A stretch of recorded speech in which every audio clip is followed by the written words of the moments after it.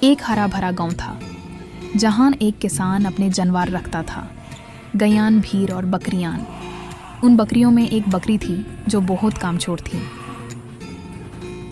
جب صبح ہوتی اور کسان ریات کو چراگاہ کی طرف لے جاتا، سب بکریاں خوشی خوشی چلتی، مگر یہ بکری سست ہو کر پیچھے رہتی، کبھی رکتی، کبھی بیٹھتی۔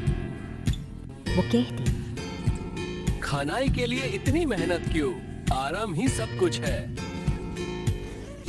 سب بکریاں چراگاہ کی طرف تیزی سے چل رہی تھی، مگر کامچور بکری دھیرے دھیرے تھوڑی دیر رک کر چلتی۔ کسان ریات کو لیڈ کر رہا تھا، ہاتھ میں لاٹھی پکڑے ہوئے۔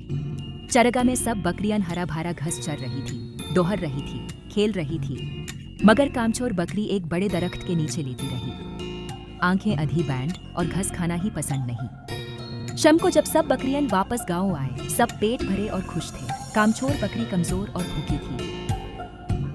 رات کو وہ اکیلی بیٹھی سوچ رہی تھی، میں محنت نہیں کی اس لیے آج بھوکی ہوں، اگر کل بھی یہی کیا تو اور بھی مشکل ہوگی۔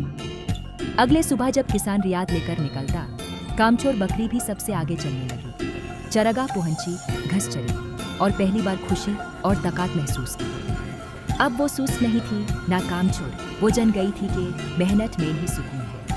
جو محنت نہیں کرتا وہ بھوکا رہتا ہے۔ کام چوری صرف چھوٹی راحت دیتی ہے، لیکن انجام ہمیشہ برا ہوتا ہے۔